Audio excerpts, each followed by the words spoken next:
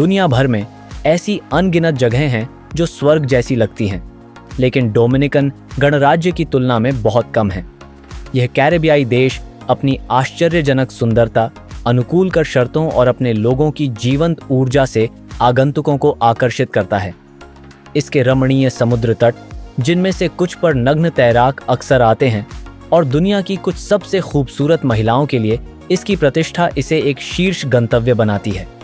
लेकिन आकर्षण सूरज और रेत से परे है। डोमिनिकन गणराज्य रोमांस की तलाश में महिलाओं को भी आकर्षित करता है। तथाकथित सैंकी पैंकी की उपस्थिति से आकर्षित स्थानीय पुरुष विदेशी महिलाओं के साथ संबंध बनाने के लिए जाने जाते हैं, अक्सर उनकी सामाजिक आर्थिक स्थिति में सुधार की उम्मीद के साथ। एक स्वर्ग और भावुक संगीत और नृत्य जैसे बैचटा और मेरेंग्यू का जन्म स्थान, जिसमें उतनी ही कामुक तीव्रता है जितनी कि इसके कुछ प्रेम अनुष्ठानों में अनानास का उपयोग या इसका सबसे प्रसिद्ध अमृत, जिसे मामा जुआना के रूप में जाना जाता है, रात को रोशन करने और पुरुषों और महिलाओं दोनों के लिए अंतरंग संबंधों को बढ़ाने के लिए जाना जाता है। कैरिबियाई क्षेत्र के सर्वोत्कृष्ट पर्यटन स्थल की खोज के लिए तैयार हो जाइए, जो एक कर मुक्त स्वर्ग है, जो अद्वितीय कर छूट के कारण दुनिया भर की प्रसिद्ध कंपनियों और राजनेताओं के साथ साथ आधुनिक समुद्री डाकुओं को भी आकर्षित करता है। रहस्यमयी आश्चर्यों से भरी एक भूमि, जहां प्राचीन मान्यताएं कैथोलिक परंपराओं के साथ वूडू अनुष्ठानों को मिलाती हैं और डरावनी किंवदंतियां अभी भी ग्रामीण इलाकों में गूंजती हैं, जैसे कि एक भूतिया महिला जो अपने खोए हुए बच्चों के लिए अंतहीन रोती हुई भूमि पर घूमती है। हमारे साथ जुड़ें, क्योंकि हम नई दुनिया में यूरोपीय लोगों द्वारा उपनिवेशित पहले द्वीप का पता लगाते हैं। क्रिस्टोफर कोलंबस द्वारा नामित पौराणिक हिस्पानियोला अपने हरे भरे परिदृश्य और आश्चर्यजनक तटरेखाओं के साथ इस स्वर्ग को प्रसिद्ध खोजकर्ता ने अमेरिका की विजय के लिए प्रवेश द्वार के रूप में चुना था। इसका स्थायी आकर्षण न केवल इसकी प्राकृतिक सुंदरता में, बल्कि इसकी जीवंत संस्कृति, विविध पारिस्थितिकी तंत्र और इसके लोगों की गर्मजोशी में भी निहित है। सुंदर कैरेबियन सागर की गहराई में दुनिया का एक अनूठा रत्न है, एक ऐसा कोना जहां इतिहास आपस में जुड़ा हुआ है। एक प्राकृतिक और सांस्कृतिक सुंदरता इतनी जीवंत है कि यह उन सभी को मंत्रमुग्ध कर देती है जो इन भूमियों पर पैर रखते हैं। डोमिनिकन गणराज्य इसलिए एक ऐसा गंतव्य है जो न केवल अपने अद्भुत परिदृश्य के लिए, बल्कि अपनी जटिल और आकर्षक सामाजिक और सांस्कृतिक वास्तविकता के लिए भी जाना जाता है। एक ऐसा स्थान जिसने सदियों से लाखों लोगों को आकर्षित किया है। इतिहास और मनमोहक परिदृश्यों से समृद्ध यह द्वीप कैरिबियन की सबसे दिलचस्प सभ्यताओं में से एक का जन्म स्थान है। कैरिबियन सागर के मध्य में इसका रणनीतिक स्थान इसे यात्रियों, निवेशकों, मशहूर हस्तियों, खोजकर्ताओं और यहाँ तक कि दुनिया भर के आधुनिक समुद्री डाकुओं के लिए एक चुंबक बनाता है। एंटिलीज द्वीप समूह में स्थित डोमिनिकन गणराज्य हिस्पानियोला द्वीप को हैती के साथ साझा करता है। पश्चिम में इसकी सीमा, उत्तर में अटलांटिक महासागर और दक्षिण और पूर्व में क्रिस्टल क्लियर कैरेबियन सागर है। यह कैरिबियन में दूसरा सबसे अधिक आबादी वाला देश है, जहां 10 लाख से ज्यादा लोग रहते हैं। 78,000 वर्ग किलोमीटर से ज्यादा में फैला यह क्यूबा के बाद ग्रेटर एंटिलीज का सबसे बड़ा देश है। लेकिन इसके आकार और आबादी से परे डोमिनिकन गणराज्य को जो चीज सबसे अलग बनाती है, वह है इसके परिदृश्यों की असाधारण समृद्धि। सुनहरी रेत वाले समुद्र तटों और हरे भरे उष्णकटिबंधीय वर्षावनों से लेकर नाटकीय पर्वत श्रृंखलाओं तक, जिसमें कैरिबियन की सबसे ऊंची चोटी और इसकी सबसे बड़ी, सबसे लंबी झील शामिल है। यह देश प्राकृतिक चमत्कारों की एक लुभावनी टेपेस्ट्री प्रदान करता है। लेकिन जैसा कि आप देखेंगे, प्राकृतिक सुंदरता ही एकमात्र चीज नहीं है जिसके लिए यह द्वीप प्रसिद्ध है। डोमिनिकन गणराज्य अमेरिका में पहला स्थान था जहां 1492 में क्रिस्टोफर कोलंबस के आगमन के बाद यूरोपीय लोगों ने कदम रखा था। कोलंबस ने पूरे द्वीप का नाम हिस्पानियोला रखा, जो अमेरिकी महाद्वीप के अन्वेषण और उपनिवेशीकरण के लिए प्रारंभिक बिंदु था। डोमिनिकन गणराज्य न केवल वह स्थान था जहां क्रिस्टोफर कोलंबस ने अमेरिका में पहली यूरोपीय बस्तियों की स्थापना की थी, यह महाद्वीप की पहली स्थायी कॉलोनी का भी घर था, जो स्पेन की नई दुनिया की विजय का प्रारंभिक बिंदु था। इसके तटों ने खोजकर्ताओं, सैनिकों, व्यापारियों और मिशनरियों का स्वागत किया, जिन्होंने इस क्षेत्र की संस्कृति, राजनीति और स्वदेशी समुदायों में व्यापक परिवर्तन लाए। इस ऐतिहासिक परिवर्तन के केंद्र में आधुनिक डोमिनिकन गणराज्य की राजधानी सैंटो डोमिंगो है। 1496 में स्थापित, यह अमेरिका में यूरोपीय उपनिवेशवादियों द्वारा स्थापित पहला शहर था। समय के साथ यह स्पेनिश विस्तार का केंद्र बन गया और उन अभियानों के लिए लॉन्च पैड बन गया जो महाद्वीप के भविष्य को आकार देंगे।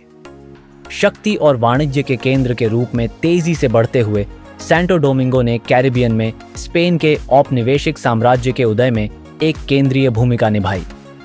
यदि आप सैंटो डोमिंगो के औपनिवेशिक जिले की कोबलस्टोन सड़कों पर चलने के लिए पर्याप्त भाग्यशाली हैं, तो समय में वापस जाने का एहसास न होना असंभव है।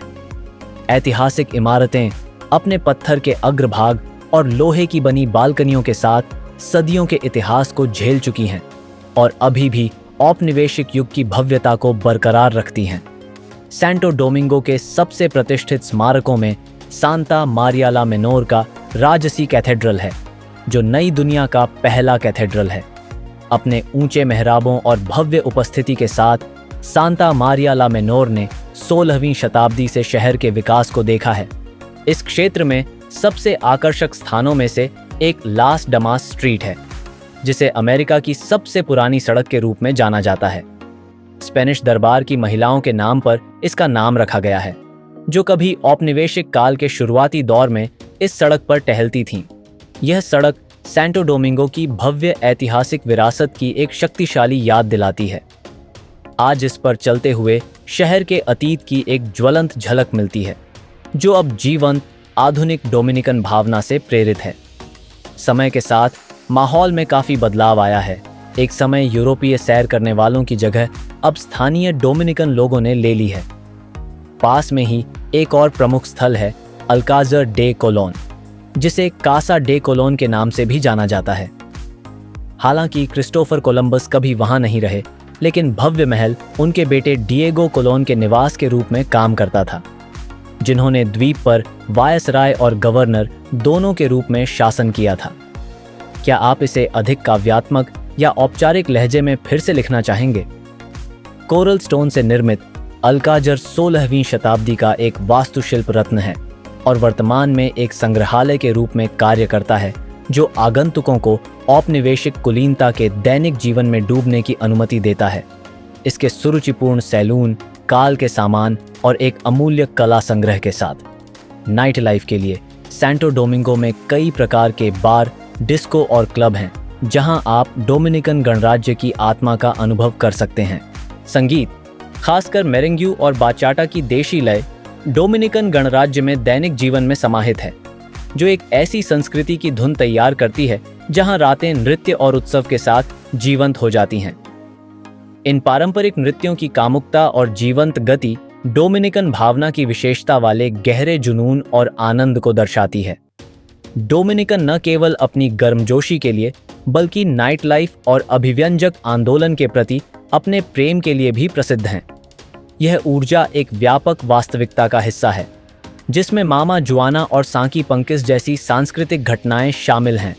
ऐसी कहानियां जिन्हें आप इस वीडियो में देखेंगे। सैंटो डोमिंगो में जो कुछ भी घटित होता है, वह परिवर्तन के एक लंबे इतिहास का सिर्फ एक पहलू है, जिसने इस द्वीप को दुर्लभ आकर्षण और वैश्विक अपील के स्थान के रूप में आकार दिया है। स्वदेशी, स्पेनिश और अफ्रीकी प्रभावों के मिश्रण ने एक विशिष्ट डोमिनिकन पहचान को जन्म दिया है, जो इसके संगीत, कला, परंपराओं और सबसे बढ़कर इसके लोगों के जीवंत चरित्र और सुंदरता में झलकती है।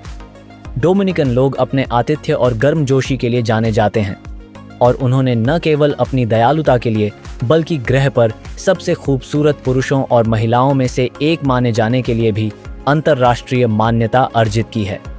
यह सुंदरता बाहरी और आंतरिक दोनों समृद्ध नस्लीय मिश्रण के कारण है, जिसने सदियों से डोमिनिकन आबादी को परिभाषित किया है।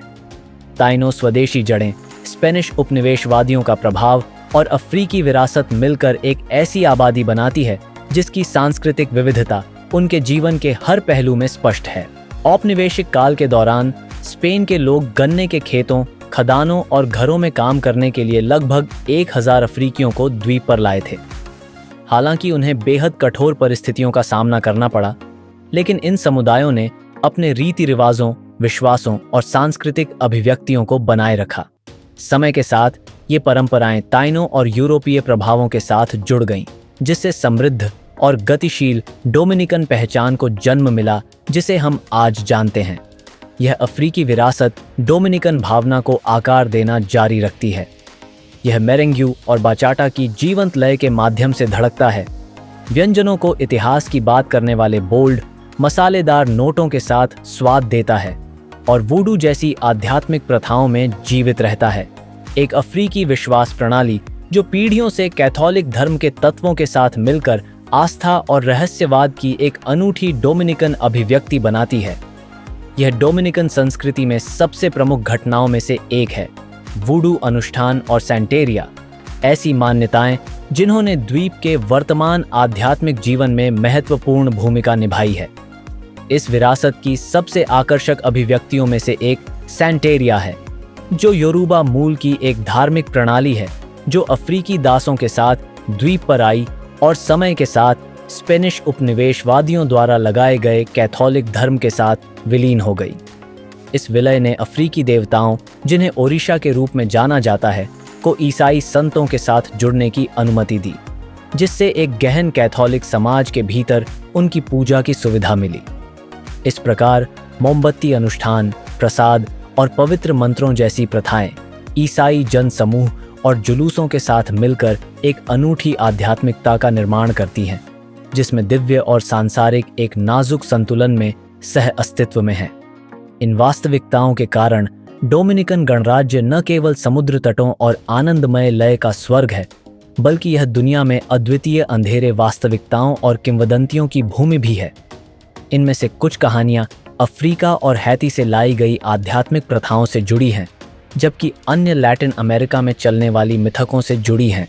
पीढ़ियों से चली आ रही सबसे डरावनी किंवदंतियों में से एक है ला लोरोना की कहानी, एक ऐसी कहानी जो सीमाओं को पार कर मैक्सिको, कोलंबिया और वेनेजुएला जैसे देशों में जड़ें जमा चुकी है, जिनमें से प्रत्येक की अपनी विविधता है।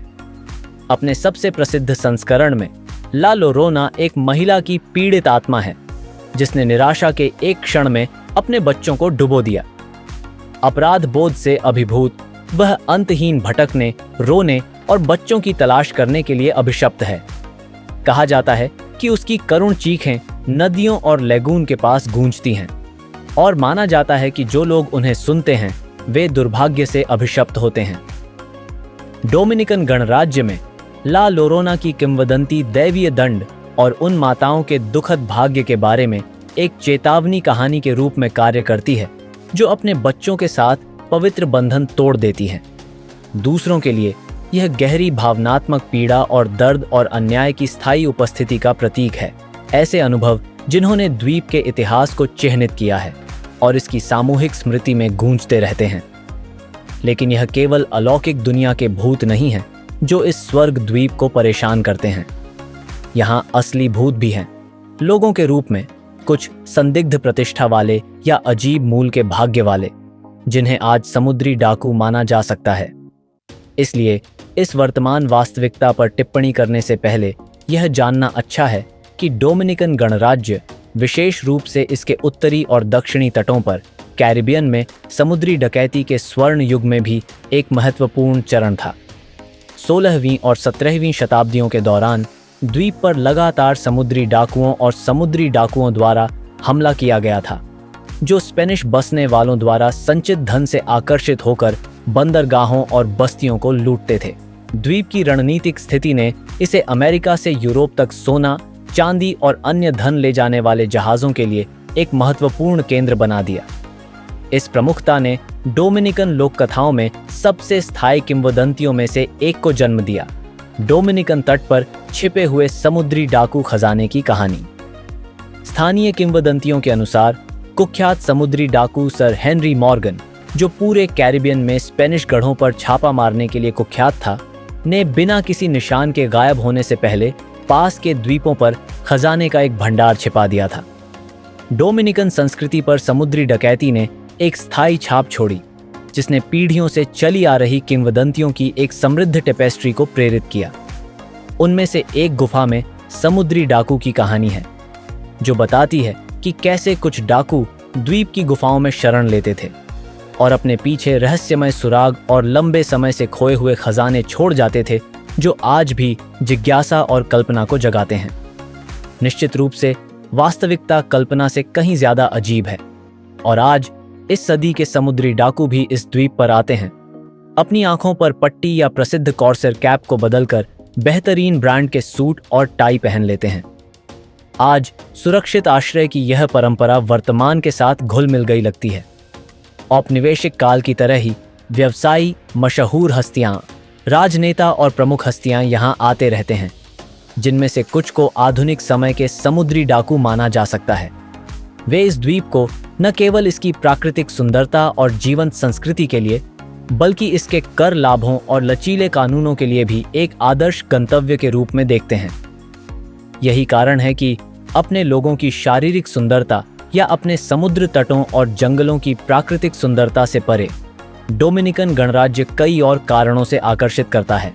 यह द्वीप एक ऐसी जगह के रूप में प्रसिद्ध है जहां विलासिता और परंपरा का सहज मिश्रण है, जो अविस्मरणीय अनुभव प्रदान करता है।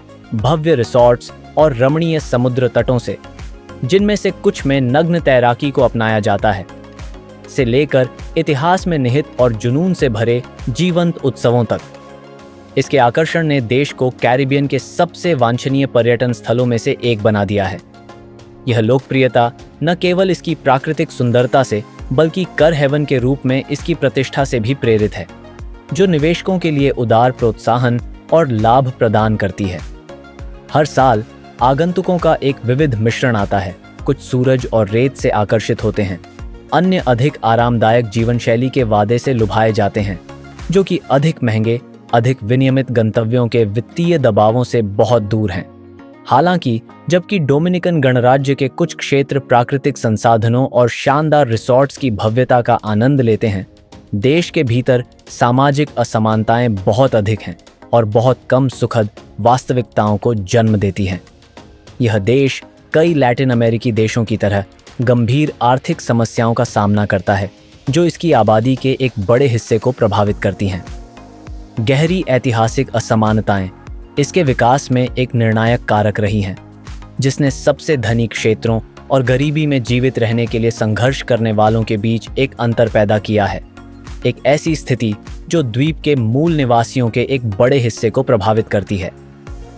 यह असमानता कई समुदायों की कठिन जीवन स्थितियों में परिलक्षित होती है, खासकर ग्रामीण क्षेत्रों में, जहां शिक्षा, स्वास्थ्य सेवा और औपचारिक रोजगार जैसी बुनियादी सेवाओं तक पहुंच बहुत सीमित है। अवसरों की इस कमी ने कई लोगों को अपने जीवन की स्थिति में सुधार करने के लिए विकल्प तलाशने के लिए प्रेरित किया है, जिसके कारण कुछ डोमिनिकन महिलाएं विदेशी पर्यटकों के साथ संबंध बनाने की संभावना से आकर्षित हुई हैं, गरीबी से बचने या किसी तरह अपने और अपने परिवार के जीवन की गुणवत्ता में सुधार करने की उम्मीद कर रही हैं। द्वीप के जटिल सामाजिक परिदृश्य के बीच सबसे विवादास्पद घटनाओं में से एक है सैंकी पैंकी, एक शब्द जिसका उपयोग डोमिनिकन पुरुषों का वर्णन करने के लिए किया जाता है, जो अक्सर अपनी परिस्थितियों को बेहतर बनाने की उम्मीद में विदेशी महिलाओं के साथ रोमांटिक संबंध बनाते हैं। ये पुरुष आमतौर पर अपने प्रवास के दौरान रोमांच या भावनात्मक संबंध की तलाश करने वाली महिला पर्यटकों को आकर्षित करते हैं। जबकि रिश्ते सतह पर हल्के फुल्के या रोमांटिक लग सकते हैं, वे अक्सर आर्थिक कठिनाई और सीमित अवसरों से चिह्नित गहरी वास्तविकताओं से उत्पन्न होते हैं। कई सैंकी पैंकी आकर्षक और करिश्मई होने के बावजूद मुख्य रूप से वित्तीय सहायता, उपहार या बेहतर जीवन का मार्ग पाने की उम्मीद से प्रेरित होते हैं। कुछ डोमिनिकन महिलाओं में एक समान गतिशीलता देखी जा सकती है, जो अपनी खुद की कठिन परिस्थितियों से बचने के तरीके के रूप में विदेशी पुरुषों के साथ संबंध बनाना चाहती हैं। यह घटना गरीबी से गहराई से जुड़ी हुई है, क्योंकि डोमिनिकन महिलाएं और पुरुष दोनों बेहतर जीवन के वादे से सैंकी पैंकी की ओर आकर्षित होते हैं, खासकर जब उनके गृह देशों में नौकरी के अवसर सीमित होते हैं। कई मामलों में संकी पैंकी महिलाओं को वह प्रदान करती है जिसकी उन्हें आवश्यकता होती है। गरीबी से मुक्ति, एक अलग जीवन शैली का अनुभव करने का मौका, और कुछ मामलों में एक उज्जवल भविष्य के लिए विदेशी महिलाओं से शादी करने का अवसर भी। सामाजिक समस्याओं और वास्तविकताओं से परे डोमिनिकन लोगों की जीवंत और भावुक भावना उनके पारंपरिक नृत्यों जैसे कि बैचेटा और मेरेंग्यू में शानदार ढंग से परिलक्षित होती है। द्वीप पर जन्मी इन दो संगीत शैलियों ने सीमाओं को पार कर लिया है और अपनी संक्रामक ऊर्जा और जुनून के साथ दुनिया को जीत लिया है। हालांकि डोमिनिकन गणराज्य में ये नृत्य न केवल कलात्मक अभिव्यक्ति का एक रूप है, बल्कि एक भावनात्मक आउटलेट और उग्र, कामुक और जीवंत लैटिन चरित्र का प्रतिबिंब भी है। शहरी केंद्रों और ग्रामीण समुदायों दोनों में बार और जीवंत त्योहार अभयारण्यों के रूप में काम करते हैं, जहां लोग नृत्य करने, जुड़ने और दैनिक जीवन की कठिनाइयों से कुछ पल के लिए बचने के लिए एक साथ आते हैं। अपने धीमे और कामुक प्रवाह के साथ बाचाटा और अपनी ऊर्जावान संक्रामक ताल के साथ मेरेंग्यू डोमिनिकन पहचान की शक्तिशाली अभिव्यक्ति बन गए हैं। ऐसे चैनल जिनके माध्यम से भावनाएं निकलती हैं और जुनून केंद्र में आता है।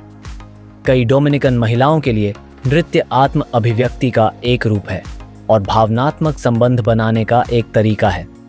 मामा जुआना, एक पारंपरिक पेय जो अपने कामोद्दीपक गुणों के लिए जाना जाता है, अक्सर द्वीप के नाइट लाइफ के अंतरंग और कामुक माहौल को बढ़ाता है। ऐसा माना जाता है कि इसमें अंतरंग संबंधों को बेहतर बनाने की क्षमता है, क्योंकि इसे ऊर्जा और परिसंचरण को बढ़ावा देने का श्रेय दिया जाता है। हालांकि इसे सीधे दवा के विकल्प के रूप में उल्लेख नहीं किया गया है, लेकिन कई डोमिनिकन और पर्यटक इसे एक प्राकृतिक अमृत मानते हैं जो अधिक जीवन शक्ति और इच्छा में योगदान दे सकता है। मामा जुआना के अलावा डोमिनिकन गणराज्य में अंतरंग प्रथाओं से संबंधित एक और मन उड़ाने वाली जिज्ञासा कुछ अनुष्ठानों में अनानास का उपयोग है, जो जोड़ों के बीच भावनात्मक और शारीरिक संबंध को बढ़ाने की कोशिश करते हैं। इस देश में अनानास को प्रजनन क्षमता का प्रतीक माना जाता है और अंतरंगता और संबंध से जुड़े अनुष्ठानों में एक सार्थक भूमिका निभाता है। अक्सर रोमांटिक मिलन के क्षणों के दौरान उपयोग किया जाता है। यह माना जाता है कि यह जुनून को बढ़ाता है या रिश्तों में स्वास्थ्य और सद्भाव से संबंधित गहरे, अधिक आध्यात्मिक इरादों का समर्थन करता है। चाहे खाया जाए या अनुष्ठान स्नान में शामिल किया जाए, अनानास को कल्याण को बढ़ावा देने और भागीदारों के बीच भावनात्मक और शारीरिक बंधन को मजबूत करने के लिए माना जाता है। डोमिनिकन गणराज्य की कई परंपराओं और प्रथाओं में व्याप्त कामुकता के बावजूद यह द्वीप अपनी आश्चर्यजनक प्राकृतिक सुंदरता के लिए भी प्रसिद्ध है। द्वीप के समुद्र तट दुनिया के सबसे खूबसूरत समुद्र तटों में से कुछ हैं, जिनमें क्रिस्टल क्लियर पानी, नरम रेत और स्वप्निल परिदृश्य हैं। सबसे प्रसिद्ध में प्लाया बावरो, जिसमें सफेद रेत के अंतहीन विस्तार हैं, और प्लाया रिनकॉन, जिसे अक्सर अपनी अछूती प्राकृतिक सुंदरता के लिए दुनिया के सबसे खूबसूरत समुद्र तटों में गिना जाता है। दिलचस्प बात यह है कि इनमें से कई समुद्र तट नग्न तैराकी के लिए भी जाने जाते हैं, जो आगंतुकों के लिए एक अनूठा अनुभव प्रदान करते हैं। डोमिनिकन गणराज्य में प्रकृतिवाद असामान्य नहीं है। वास्तव में इस अभ्यास के लिए समर्पित कई समुद्र तट और यहाँ तक कि पूरे रिसॉर्ट भी हैं, जहाँ पर्यटक बिना कपड़ों के धूप और समुद्र का आनंद ले सकते हैं। यह पहलू देश के आकर्षण को बढ़ाता है। इसकी स्वतंत्रता की भावना, प्रकृति के साथ गहरे संबंध और डोमिनिकन संस्कृति में बुनी गई कामुकता को दर्शाता है। देश के सबसे लोकप्रिय स्थलों में से एक डोमिनिकन गणराज्य के पूर्वी तट पर स्थित पुंटा काना है, जो अपने नरम सफेद रेत वाले समुद्र तटों, क्रिस्टल क्लियर पानी और पूरे साल गर्म धूप वाले मौसम के लिए प्रसिद्ध एक विश्व प्रसिद्ध गंतव्य है। पुंटा काना की तटरेखा अटलांटिक महासागर और कैरिबियन सागर के साथ फैली हुई है, जो विश्राम और मौज मस्ती के लिए एक आदर्श स्थान बनाती है। ये समुद्र तट उन लोगों के लिए आदर्श हैं जो रोजमर्रा की जिंदगी के तनाव से बचना चाहते हैं और उष्णकटिबंधीय स्वर्ग की शांति का आनंद लेना चाहते हैं। पुंटा काना उन पर्यटकों के लिए एक पसंदीदा गंतव्य है जो सभी सुविधाओं वाले रिसॉर्ट की तलाश में हैं, जो शानदार कमरे, उत्तम भोजन पूल, स्पा और मनोरंजक गतिविधियों की एक विस्तृत श्रृंखला सहित शीर्ष स्तरीय सेवाएं प्रदान करते हैं। अधिक अनोखे अनुभव की तलाश करने वालों के लिए पुंटा काना में नेचुरिस्ट गंतव्य भी है, जहां आगंतुक कपड़ों से मुक्त जीवन शैली अपना सकते हैं। नेचुरिस्ट के अनुकूल विकल्पों में डिजायर रिजॉर्ट और स्पा जैसे रिसॉर्ट शामिल हैं, जो केवल वयस्कों के लिए एक रिट्रीट है जो विलासिता को नेचुरिस्ट वातावरण के साथ जोड़ता है। नेचुरिस्ट जीवन शैली से परे पुंटा काना लुभावने प्राकृतिक चमत्कार भी प्रदान करता है, जिसमें पिको ड्वार्टे भी शामिल है, कैरिबियन का सबसे ऊंचा पर्वत जो समुद्र तल से 3098 मीटर की ऊंचाई पर स्थित है। द्वीप के मध्य में केंद्रीय पर्वत श्रृंखला में स्थित पिको ड्वार्टे इकोटूरिज्म और पर्वतारोहण के प्रति उत्साही लोगों के लिए एक लोकप्रिय गंतव्य है। इसके शिखर से आप क्षेत्र के आश्चर्यजनक मनोरम दृश्यों का आनंद ले सकते हैं। कैरिबियन की सबसे बड़ी और सबसे निचली झील एनरिक विलो झील इस द्वीप और पूरे कैरिबियन के प्राकृतिक खजानों में से एक है।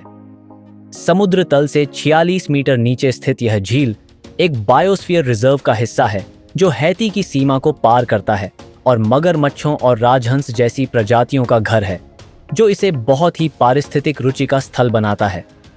अपनी आश्चर्यजनक प्राकृतिक सुंदरता के अलावा डोमिनिकन गणराज्य अपनी समृद्ध जैव विविधता के लिए भी जाना जाता है।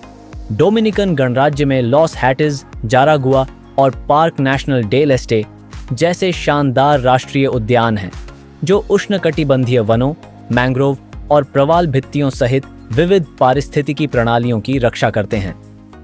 ये संरक्षित क्षेत्र सिगुआ जैसी स्थानिक प्रजातियों का घर हैं, जो छिपकली की एक अनूठी किस्म है, और एंटिलियन मैनेटी जो गर्म तटीय जल में तैरती है। अपनी समृद्ध प्राकृतिक सुंदरता के साथ यह देश प्रकृति प्रेमियों और इको टूरिज्म के शौकीनों के लिए एक स्वर्ग है। सांस्कृतिक रूप से डोमिनिकन गणराज्य अपनी जीवंत जातीय विविधता के लिए जाना जाता है, जो सदियों के इतिहास, आक्रमणों और प्रवासन द्वारा आकार लेती है। ताइनो, अफ्रीकी, यूरोपीय और अन्य प्रभावों के मिश्रण ने एक आकर्षक रूप से विविध आबादी बनाई है, जो द्वीप के संगीत, भोजन और निश्चित रूप से इसके लोगों की आश्चर्यजनक सुंदरता में परिलक्षित होती है। जैसा कि आपने देखा है, द्वीप की ऐतिहासिक विरासत इसकी जीवंत जैव विविधता और अनूठी संस्कृति के साथ मिलकर इसे उन लोगों के लिए एक आकर्षक गंतव्य बनाती है जो दोनों दुनिया का सबसे अच्छा आनंद लेना चाहते हैं, एक प्राकृतिक स्वर्ग और एक समृद्ध सांस्कृतिक विरासत। यदि आप स्पेन, फ्रांस, इटली या पुर्तगाल से आ रहे हैं, तो कई एयरलाइनें सीधी उड़ानें संचालित करती हैं, जिनमें से सबसे आम मैड्रिड, बार्सिलोना, पेरिस, रोम और लिस्बन से हैं। उड़ान का समय आमतौर पर लगभग 8 से 10 घंटे होता है, जो मूल स्थान पर निर्भर करता है। 30 दिनों तक के पर्यटक प्रवास के लिए वीजा की आवश्यकता नहीं है, बशर्ते आपके पास वैध पासपोर्ट हो। दक्षिण अमेरिका के अधिकांश देश डोमिनिकन गणराज्य के लिए सीधी उड़ानें प्रदान करते हैं। यदि आप अर्जेंटीना, कोलंबिया, चिली या ब्राजील से यात्रा कर रहे हैं, तो उड़ान का समय 6 से 8 घंटे तक है। इन देशों के नागरिकों को भी 30 दिनों तक के प्रवास के लिए वीजा की आवश्यकता नहीं है। उत्तरी अमेरिका से यात्रा करना और भी सुविधाजनक है, क्योंकि संयुक्त राज्य अमेरिका और कनाडा से सैंटो डोमिंगो और पुंटा काना जैसे प्रमुख शहरों के लिए कई सीधी उड़ानें उपलब्ध हैं, जिनमें उड़ान का समय 3 से 5 घंटे के बीच है। अमेरिकी और कनाडाई पर्यटक भी कम समय के लिए वीज़ा मुक्त प्रवेश का आनंद लेते हैं। एक बार द्वीप पर पहुंचने के बाद घूमना आसान है। टैक्सियां व्यापक रूप से उपलब्ध हैं, हालांकि यह पुष्टि करने की अनुशंसा की जाती है कि ड्राइवर अधिक भुगतान से बचने के लिए मीटर का उपयोग करता है। आप गुआ स्थानीय बस या मोटोकोंचो मोटरसाइकिल टैक्सी का विकल्प भी चुन सकते हैं, जो कि बजट के अनुकूल लेकिन कम आरामदायक विकल्प है। अधिक निजी सवारी के लिए उबर प्रमुख शहरों में भी उपलब्ध है। डोमिनिकन गणराज्य एक किफ़ायती गंतव्य है, जहां आवास, भोजन और गतिविधियों के लिए कम लागत है। कार किराए पर लेना सस्ता है और एक कप कॉफी की कीमत $1 से कम है। 2 लोगों के लिए होटल की कीमतें $40 से $90 प्रति रात तक हैं। जो इसे कैरिबियन और मध्य अमेरिका के सबसे सस्ते देशों में से एक बनाता है। यह इसे उन लोगों के लिए एक आदर्श गंतव्य बनाता है जो शानदार कीमतों पर एक शानदार अनुभव चाहते हैं। हमें उम्मीद है कि डोमिनिकन गणराज्य के अजूबों और जिज्ञासाओं का यह दौरा आपके लिए उतना ही रोमांचक रहा होगा जितना कि यह हमारे लिए रहा है। इस बारे में सोचते हुए और इन वीडियो को बनाने में लगने वाले प्रयासों के बारे में हम चाहेंगे कि आप हमें लाइक करें। अगर आपने पहले से सब्सक्राइब नहीं किया है तो सब्सक्राइब करें और हमें एक अच्छी टिप्पणी दें।